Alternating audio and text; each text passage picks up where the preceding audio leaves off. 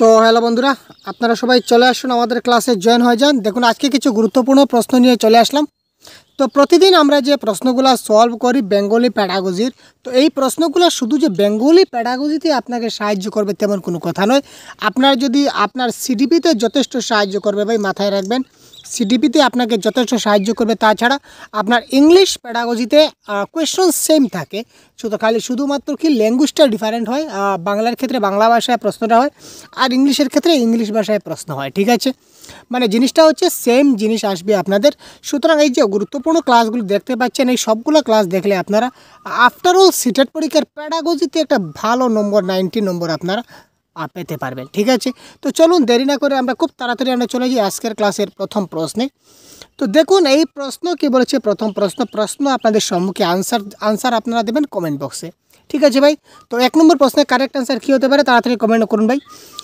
একজন প্রতিকারকারী শিক্ষককে অবশ্যই দেশের সাথে সহযোগিতা করতে হবে, যাতে ছাত্রদের তাদের সমস্যার সমাধানে সহায়তা করার লক্ষ্যে পেশাদার সহায়তা চাওয়া হয়। একজন প্রতিকারকারী শিক্ষক মানে কি, যিনি রিমিডিয়াল টিচিং দিচ্ছেন, সে রিমিডিয়াল টিচিং যে দেবেন, এই শিক্ষককে অবশ্যই এর সাথে সহযোগিতা করতে হবে, যাতে ছাত্রদের তাদের সমস্যার সমাধানে যে সহায়তা করবে, সহায়তার জন্য একজন পেশাদার সহায়তা চাওয়া হয়। তো পেশাদার সহায়তা যখন দেখতে পাচ্ছেন তখন এখানে পেশাদারের কথা বলা হচ্ছে, তার এই সমস্যার সমাধান করতে গেলে তার পেশাদার লাগবে। একটা কথা বুঝবেন, তাকে রিমিডিয়াল টিচিং দিচ্ছি, তো রিমিডিয়াল টিচিং দিতে গিয়ে আমি একটা প্রবলেমে পড়লাম। তো এই প্রবলেম অর্থাৎ সমস্যা, তো এই সমস্যার সমাধান হিসেবে আমি দেখতে পেলাম যে তার পেশাদারের সাহায্য চাই। যদি তার পেশাদার যদি তাকে না দেওয়া হয়, উপযুক্ত পেশাদার, তাহলে এই সমস্যাটা সমাধান হবে না। তো এই ক্ষেত্রে কঠোর শিক্ষক হয়ে তিনি কিছু করতে পারবেন না, ইংরেজ বিশেষজ্ঞরা কিছু করতে পারবে না, সম্পর্কিত বই লেখক কিছু করতে পারবেন না। যেহেতু তার পেশাদার চাই, সুতরাং সংশ্লিষ্ট পেশাদার যদি তাকে দিয়ে দেয়, তাহলে তার প্রবলেমটা সলভ হয়ে যাবে। আশা করি আপনারা বুঝতে পারছেন। চলুন আমরা দেখছি পরবর্তী কোয়েশ্চন। অনুপ্রেরণার কার্যকরী কারণগুলি ছাত্রদের সাথে যুক্ত। কী হবে কারেক্ট আনসার? কমেন্ট বক্সে কমেন্ট করুন তো ভাই। অনুপ্রেরণার যে কার্যকরী কারণগুলি রয়েছে, এটা ছাত্রদের সঙ্গে যুক্ত থাকে। কিভাবে যুক্ত থাকে? তাদের ক্ষমতার নিজস্ব উপলব্ধি, বেঁচে থাকা এবং নিরাপত্তার প্রয়োজন, সাফল্য এবং ব্যর্থতা বোঝা, একটি ভাষার কাজ সম্পূর্ণ করার ক্ষমতা। কারেক্ট আনসার কী হতে পারে? তো অনুপ্রেরণার কার্যকরী কারণগুলি ছাত্রদের সঙ্গে যুক্ত থাকে, এটা হবে কি, সাফল্য এবং ব্যর্থতা বোঝা। একটা অনুপ্রেরণা যোগাতে হবে। অনুপ্রেরণা কখনো যোগাবো, তার সাফল্য ব্যর্থতা বুঝে তাকে অনুপ্রেরণা যোগাবো, তাই না? বিমলের জন শব্দটি জহনের মতো বলার অভ্যাস আছে, আপনি কি করবেন? একটা শব্দ হচ্ছে কি জন, আমরা সবাই জানি জন, এই যে জন, এই জনটা বিমল বলে একটা ছেলে আছে, সে কি করে এটার উচ্চারণ করে জহন। ঠিক আছে, বিমল কি করে এই জন শব্দটাকে সে উচ্চারণ করে জহনের মতো। এজ এ শিক্ষক হিসাবে আপনি কি করবেন? আপনি কিছুই করবেন না, কারণ সে গ্রামীণ অঞ্চলের, আমরা তাকে উন্নত করতে পারি না। ডাল্টনের পরীক্ষা অনুসারে এটি একটা বংশগতি বা এটা বংশ পরম্পরা, একটা সিস্টেম, যে তার বংশের অন্য কেউ জন এইভাবে বলেছে, যখন বলেছে তাই সে বলেছে। 3 নম্বর অপশনে বলেছে সে বুদ্ধিমান ছেলে নয়। 4 নম্বর অপশনে দিয়েছে আপনি তার জন্য প্রতিকারমূলক ক্লাসের ব্যবস্থা করবেন। দেখুন এখানে প্রথমেই দেখি, যদি জন শব্দটাকে যদি বিমল নামের একটা ছেলে সে জহন বলে যদি উচ্চারণ করে, তার মানে সে কী করছে? সে ভুল করছে বা মিস্টেক করছে। ঠিক আছে, একজন শিক্ষক হিসাবে আমাদের দায়িত্ব হবে ভুলটাকে কী করা? সংশোধন করা। তো এখানে আমি কিছুই করব না, কারণ গ্রামীণ অঞ্চলের আমরা তাকে উন্নত করতে পারি না। তো কোথায় লেখা আছে ভাই যে গ্রামের ছেলেরা উন্নতি হয় না, গ্রামের মেয়েরা উন্নতি হয় না? গ্রাম শহর সব ক্ষেত্রেই সমান, সবার জন্যই সমান শিক্ষা, ইনক্লুসিভ এডুকেশন বারবার বলছে, আমাদের হাতছানি দিচ্ছে, তাই না? 1 নম্বর অপশন কাটা গেল। ডাল্টনের পরীক্ষা অনুসারে এটি বংশগতি, এটাও কাটবেন, কারণ এটাও কোনো কথা নয়। সে ছেলে বুদ্ধিমান নয়, তেমন কোনো কথা নয়। আপনাকে কি করতে হবে? সেই সমস্যার সমাধান করতে হবে। আর এই সমস্যার সমাধান করতে গেলে আপনাকে কি করতে হবে? প্রতিকারমূলক ক্লাসের ব্যবস্থা করতে হবে, অর্থাৎ কি রিমিডিয়াল টিচিংয়ের ব্যবস্থা করতে হবে। ঠিক আছে, এবার দেখি পরবর্তী প্রশ্ন। ভাষা শেখার ক্ষেত্রে ভুল হতে পারে, ভাষা শেখার ক্ষেত্রে ভুল হতেই পারে, তো এই ক্ষেত্রে আপনি কি করবেন? যদি কোনো ছাত্র ভাষা শিখতে গিয়ে যদি কোনো ছাত্র ভুল করে কোনো ভাষাটা শিখে ফেলে, তো অ্যাজ এ টিচার আপনি কি করবেন? গুরুত্বের সাথে গ্রহণ করবেন। সে যদি ভুল শিখে তবু আপনি গুরুত্বের সাথে গ্রহণ করবেন, অপশন নাম্বার 1। অপশন নাম্বার 2 হচ্ছে যত তাড়াতাড়ি সম্ভব এটাকে নির্মূল করবেন। অপশন নাম্বার সি বলেছে উপেক্ষা করবেন। অপশন নাম্বার ডি অভিভাবকদের সাথে আলোচনা করবেন, ভবিষ্যতে আলোচনা হয়েছে। আপনি কোনটা করবেন?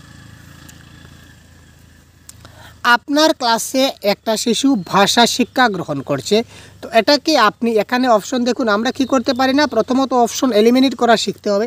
আমরা তাকে উপেক্ষা করতে পারি না যে ভুল শিখছে, শিখতে দাও, কি আমার কি এলো কি গেল, এই ধরনের মেন্টালিটি নিলে আমি শিক্ষক হতে পারবো না। ঠিক আছে, আপনি শিক্ষক হতে পারবেন না যদি এই ধরনের মেন্টালিটি আপনার থাকে, তো উপেক্ষা করা কেটে দিন। সব ক্ষেত্রে অভিভাবককে ডাকা চলবে না। আমার কাছে অভিভাবক দিয়েছে শিশুদের পড়ানোর জন্য, যতটুকু সম্ভব আমি দেখব, 100% ট্রাই করব, আমি করব, এখানে অভিভাবক ন। আর যদি ভুল শেখে তাহলে ভুলটাকে আমি গুরুত্ব সহকারে কী করে গ্রহণ করব ভাই? ভুলটাকে কি আমি গ্রহণ করতে পারি যে হ্যাঁ তুমি যেটা বলেছো ঠিক বলেছো, সত্য বলেছো, এই ধরনের কি বলা যায়? না।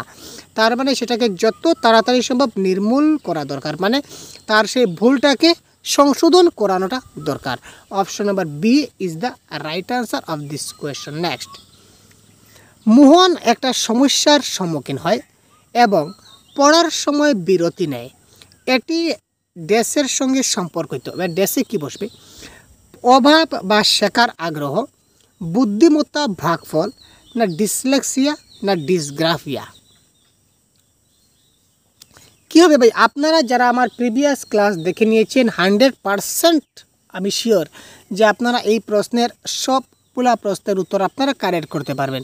এবং এবারে আমি ইউনিক প্রশ্নগুলো নিয়ে আসছি, নতুন প্রশ্ন, যেগুলো প্রশ্ন আপনাদের আপকামিং দিনে আসার চান্স রয়েছে। এবং এই জিনিসগুলো যদি বুঝতে পারেন তাহলে পরীক্ষায় একটা ভালো নম্বর অবশ্যই পাওয়ার আপনাদের যথেষ্ট সুযোগ রয়েছে। তো দেখুন, মোহন পরীক্ষার সমস্যার সম্মুখীন হয় এবং এখানে সে কী করেছে? পড়ার সময় বিরতি নেয়। তো পড়ার সময় বিরতি নেয় মানে কি? তার পড়ার সমস্যা। তো পড়ার সমস্যা মানে কি? তার রিডিং সমস্যা। ঠিক আছে, আর যদি রিডিং সমস্যা হয় তাহলে আমাদের আনসার কি দাঁড়াবে? আমাদের আনসার দাঁড়াবে কি? ডিসলেক্সিয়া। ঠিক আছে, আর যদি লেখার আগ্রহ দাঁড়ায়, দুঃখিত, যদি লেখার সমস্যা দাঁড়ায়, লেখার সমস্যা রাইটিং, তো লেখার সমস্যা হলে সেটা হবে কি? ডিসগ্রাফিয়া।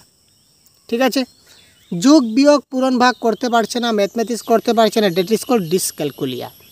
ঠিক আছে, তো এটা কারেক্ট আনসার কি? কারেক্ট আনসার হচ্ছে অপশন নাম্বার সি, ডিসলেক্সিয়া।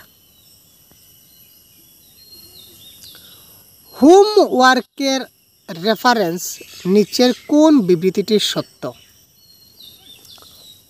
হোমওয়ার্কের রেফারেন্সে, অর্থাৎ আমি যে হোমওয়ার্ক দেব শিশুদের, তো হোমওয়ার্কের ভিত্তিতে নিচের কোন বিবৃতিটা সত্য বলতে হবে?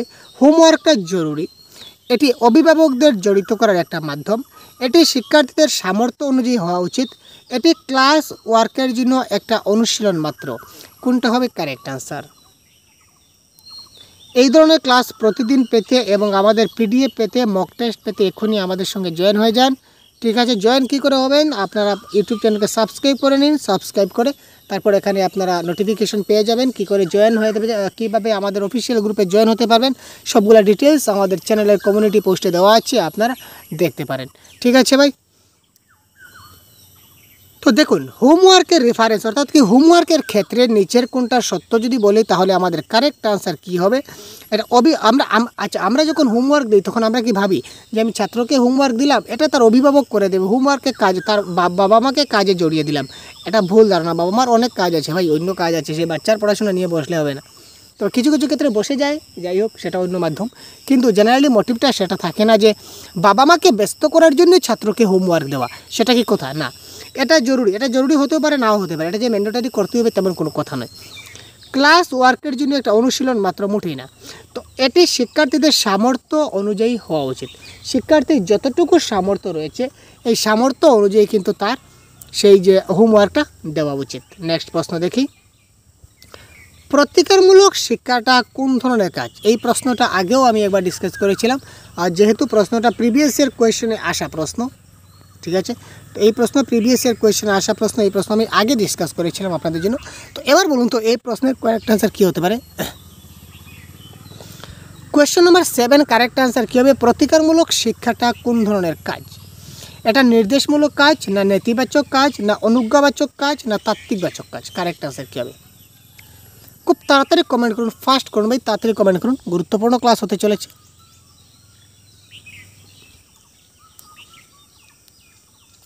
পরীক্ষার আগ মুহূর্ত পর্যন্ত প্রতিদিন 3টা করে ক্লাস পাবেন আপনারা, 3-4টা করে ক্লাস পাবেন, যাতে করে একদম বাংলা ভাষায় 30-এর মধ্যে 30 যাতে আপনাদের আসে, এই টার্গেট নিয়ে এবার আমরা চলছি। ঠিক আছে ভাই?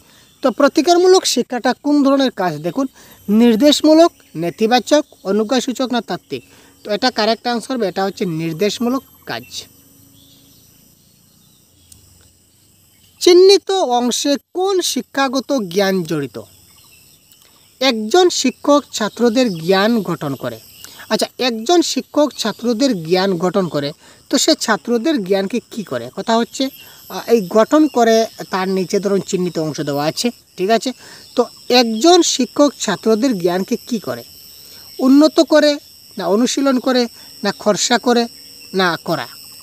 তো একজন শিক্ষক ছাত্রদের জ্ঞানকে কি করছে? উন্নত করছে। কারেক্ট আনসার কী হবে? একজন শিক্ষক ছাত্রদের জ্ঞানকে কি করে? গঠন করে, মানে কি করে? উন্নত করে। সুতরাং option number A is the right answer.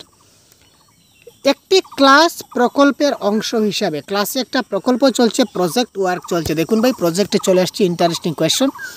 একটা প্রজেক্ট ক্লাস অংশ হিসাবে একজন শিক্ষক একটি সালাড ফলের উদযাপনের দিবসের পরিকল্পনা করেছিলেন। যে সালাড একটা পদার্থ, একটা বস্তু, একটা ফল, তো এই ফলের উদযাপন দিবস সম্বন্ধে পরিকল্পনা করেছিলেন যাতে সমস্ত শিক্ষার্থীরা অংশগ্রহণ করতে পারে। ছেলেরা রান্না করে না বলে ছেলেরা প্রতিবাদ করে, এক্ষেত্রে শিক্ষকের উচিত কি? ঠিক আছে, তারা বলেছে কি সালাড তৈরি করা হয়। ঠিক আছে, তো এই সালাড তৈরি করার জন্য তিনি একটা প্রকল্পের কাজ দিলেন।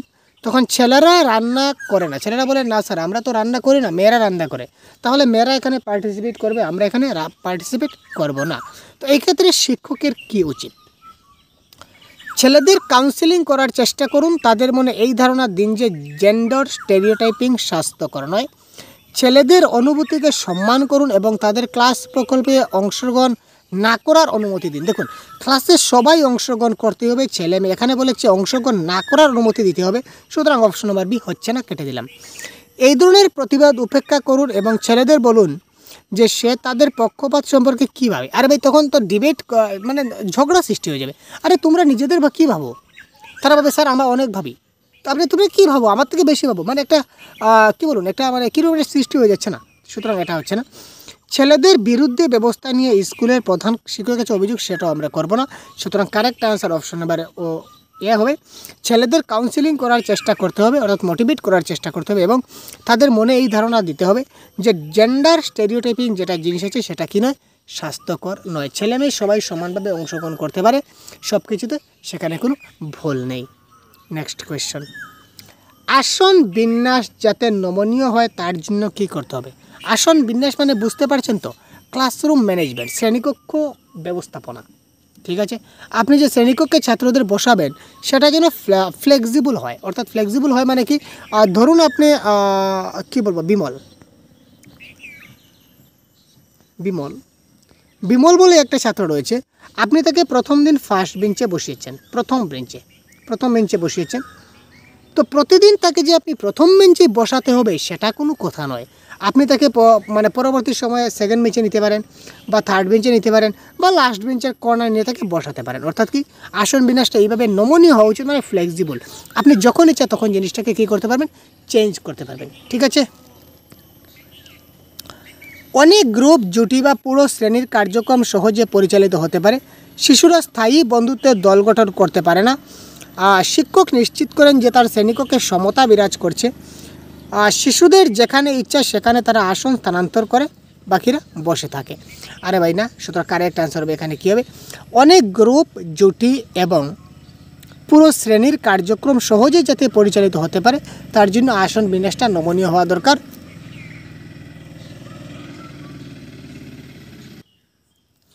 এবার পরবর্তী প্রশ্ন দেখুন, সমসাময়িক টার্গেট ল্যাঙ্গুয়েজ শ্রেণীকক্ষ হলো বিভিন্ন ভাষা এবং ভাষার দক্ষতার সঙ্গম। শিক্ষকদের উচিত শিক্ষার্থীদের সামনে তুলে ধরে তাদের অনুশীলন পুনর্গঠন করা। ঠিক আছে, সমসাময়িক যেটা টার্গেট ল্যাঙ্গুয়েজ আছে, যেমন একটা ভাষায় কথা বলছি তার সঙ্গে সঙ্গে আরেকটা ভাষায় টার্গেট ল্যাঙ্গুয়েজে কথা বলবো মাতৃভাষার সঙ্গে, এই ধরনের শ্রেণীকক্ষ হলো কি বিভিন্ন ভাষা এবং ভাষার দক্ষতার সঙ্গম। এই ধরনের যদি দুটো ভাষায় মাল্টিল্যাঙ্গুয়েজে যদি আমি ক্লাস করি তাহলে এটা ভাষার দক্ষতার বিকাশে কিন্তু যথেষ্ট সাহায্য করে। সুতরাং শিক্ষকদের উচিত শিক্ষার্থীদের সামনে তুলে ধরে তাদের অনুশীলনের পুনর্গঠন করা। এবার কি পুনর্গঠন করব, কি অনুশীলন করবো একবার দেখি।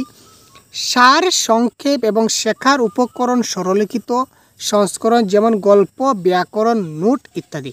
আমরা ব্যাকরণ নোট এখানে কেন তৈরি করবো ভাই, কেটে দিন। ওয়ার্কশিট, আরে ভাই ওয়ার্কশিট এখানে চলছে না, কেটে দিলাম।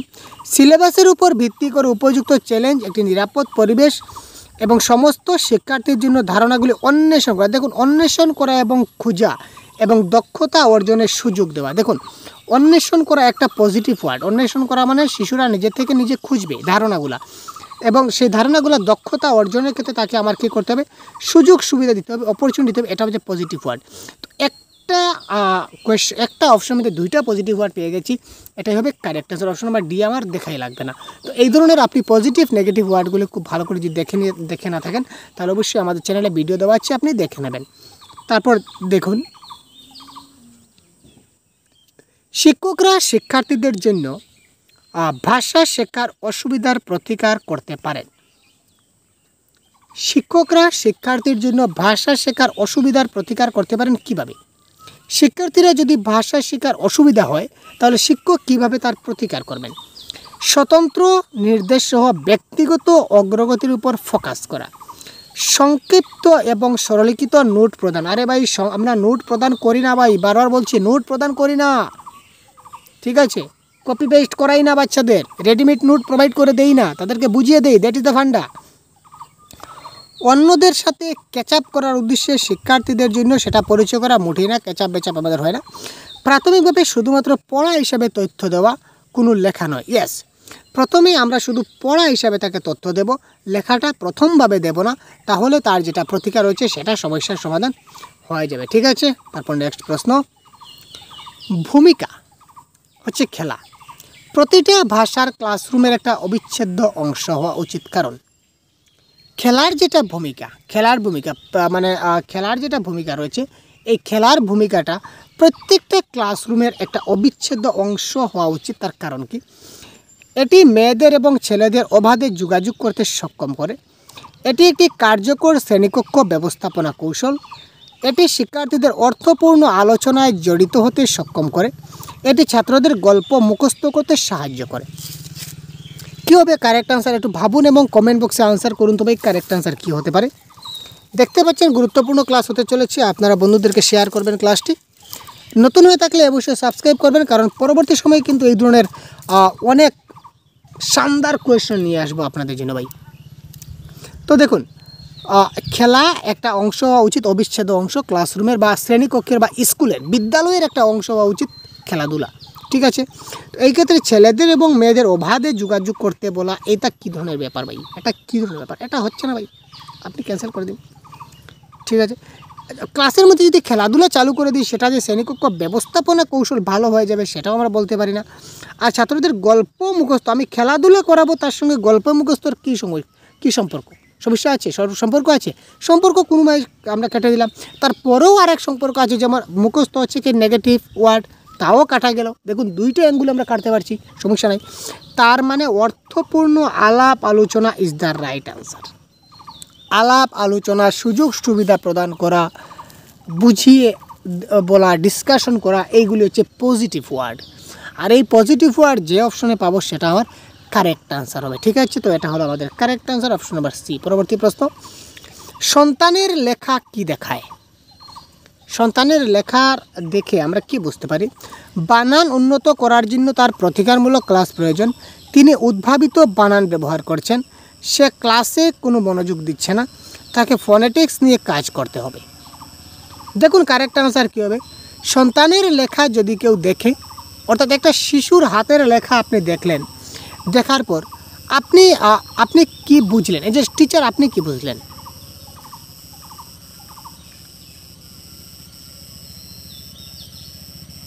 শিশুদের লেখাটা যদি খারাপ হয় বা সে বানান যদি ভুল করে, তখন আপনি কি করবেন? তার বানানটাকে উন্নত করার জন্য তার প্রতিকারমূলক ক্লাস নেবেন, তাই না? সুতরাং কারেক্ট আনসার এখানে হবে option number A is the right answer. ঠিক আছে, তো চলুন পরবর্তী প্রশ্ন দেখে নেই। প্রতিকারমূলক শিক্ষা নয়, এখানে বলেছে প্রতিকারমূলক শিক্ষা নয়, কোনটা নয়? পুনরায় শিক্ষাদান,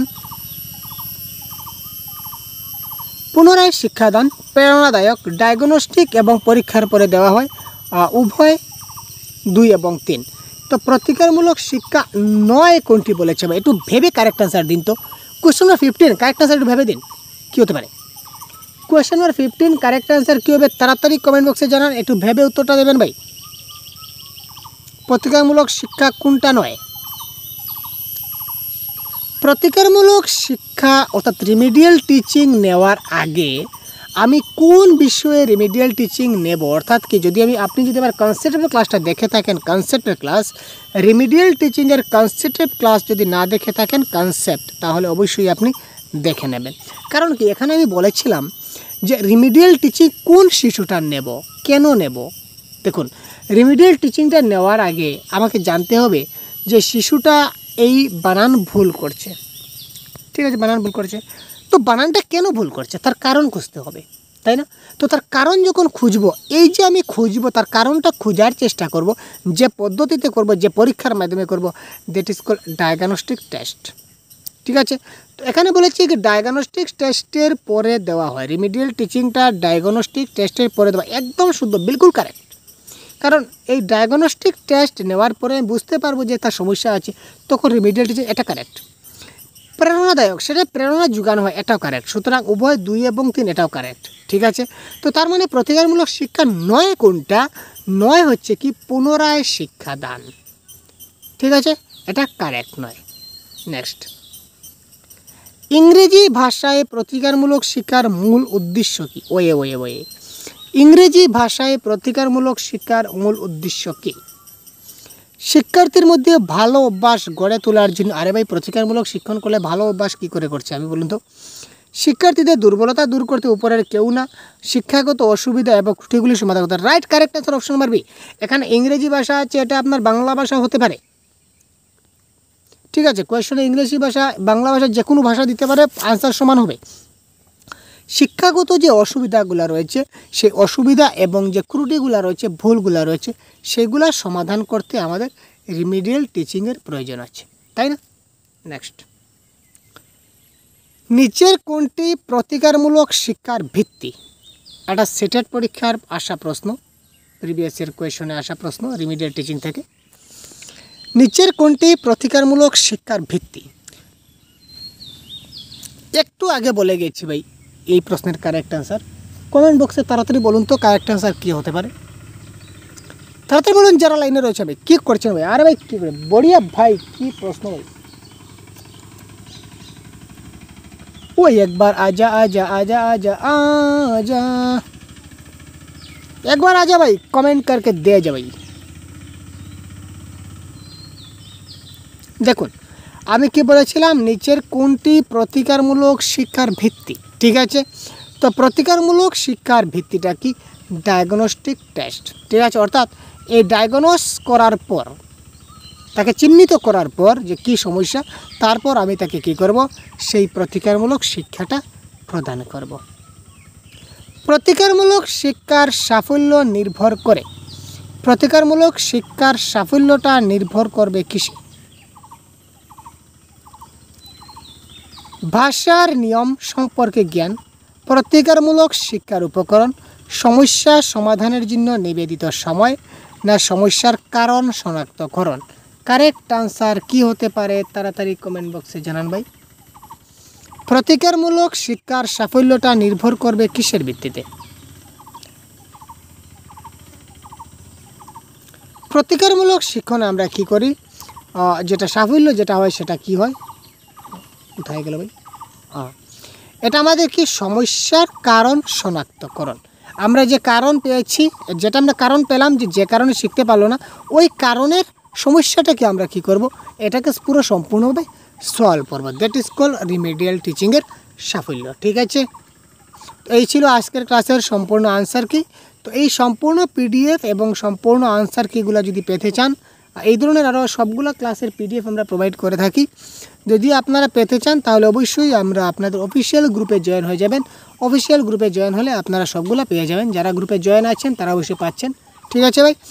তারপরেও আপনারা যদি কিভাবে গ্রুপে জয়েন হবেন যদি জানা না থাকে, তাহলে অবশ্যই আপনারা আমাদের অফিসিয়াল হোয়াটসঅ্যাপ নম্বরে অবশ্যই যোগাযোগ করতে পারেন, ঠিক আছে ভাই। আমাদের অফিসিয়াল নম্বর হোয়াটসঅ্যাপ নম্বর দিয়ে দিচ্ছি, আপনারা দয়া করে কল করবেন না, কারণ কল সবসময় রিসিভ করা সম্ভব হয় না আমাদের। সুতরাং আপনারা হোয়াটসঅ্যাপের মাধ্যমে আমাদের সঙ্গে যোগাযোগ করতে পারেন, ঠিক আছে। তো ধন্যবাদ, ভালো থাকবেন, সুস্থ থাকবেন। পরবর্তী ক্লাসে আবার কথা বলছি। ধন্যবাদ।